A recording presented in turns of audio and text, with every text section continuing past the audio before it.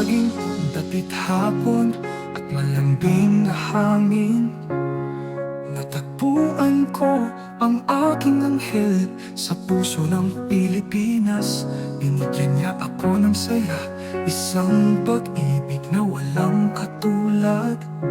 Isang kaligayahan na parang matamis, walang hanggang panaginip.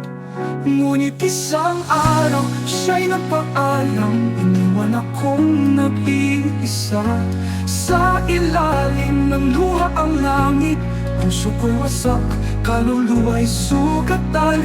Paano pa ako magpapatuloy sa ganitong kalagayan? Naglakad ako sa mga kalsada, nalulunod sa mga alaala. Ang kanyang tawa ay parang himig, ang kanyang haplos ay dalisay. Ngunit ngayon siya'y wala na, at nalulunod ako sa kalungkutan. Ang bigat ng pag-ibig, masyadong mabigat para sa kinabukasan.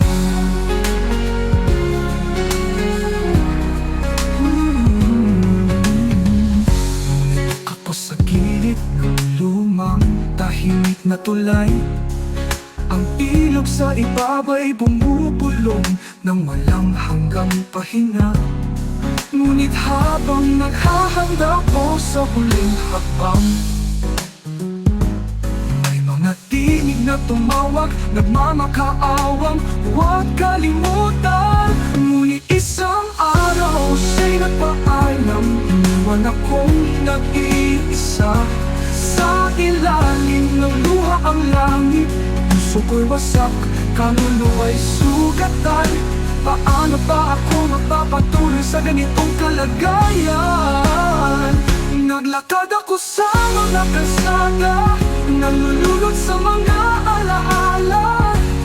Ang kanyang tawa ay parang himig, ang kanyang haplos ay dalisay. Ngunit ngayon siya'y wala na, at nalulunod ako sa kalungkutan. Ang bigat ng pag-ibig, masyadong mabigat para sa kinabukasan. Nakatayo ako sa gilid ng luma, tahimik na tulay. Ang ilog sa ibaba'y bumubulong ng walang hanggang pahinga. Ngunit habang naghahanda ako sa huling hakbang, may mga tinig na tumawag, nagmamakaawang huwag kalimutan.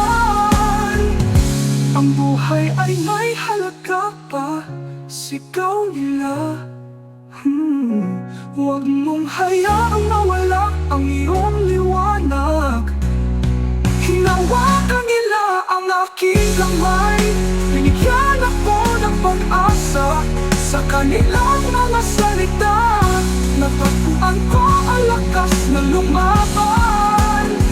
Kaya lumayo ako mula sa tulay nang may mabigat na puso. Alam na ang pag-ibig, kahit nawala, ay may iniwang bakas. Isang dahilan upang mabuhay, isang dahilan upang lumaban.